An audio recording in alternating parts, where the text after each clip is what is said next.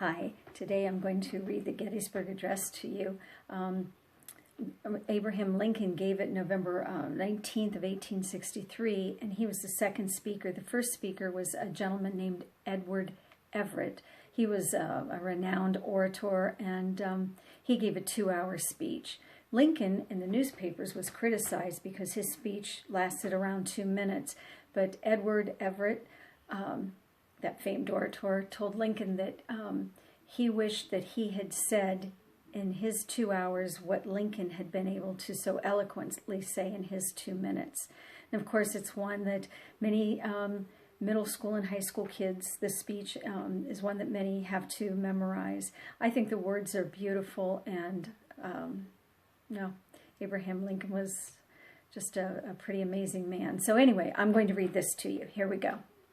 I hope I don't butcher it too much. 77 years ago, our fathers brought forth on this continent a new nation, conceived in liberty and dedicated to the proposition that all men are created equal.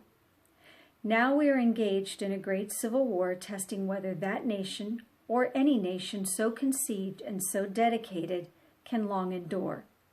We are met on a great battlefield of that war.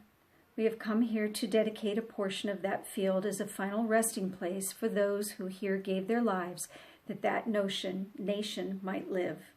It is altogether fitting and proper that we should do this.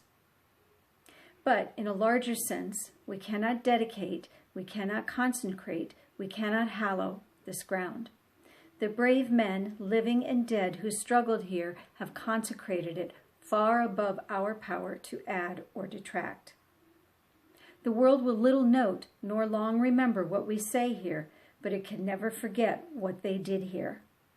It is for us, the living, rather, to be dedicated here to the unfinished work for which they who fought here have thus far so nobly advanced.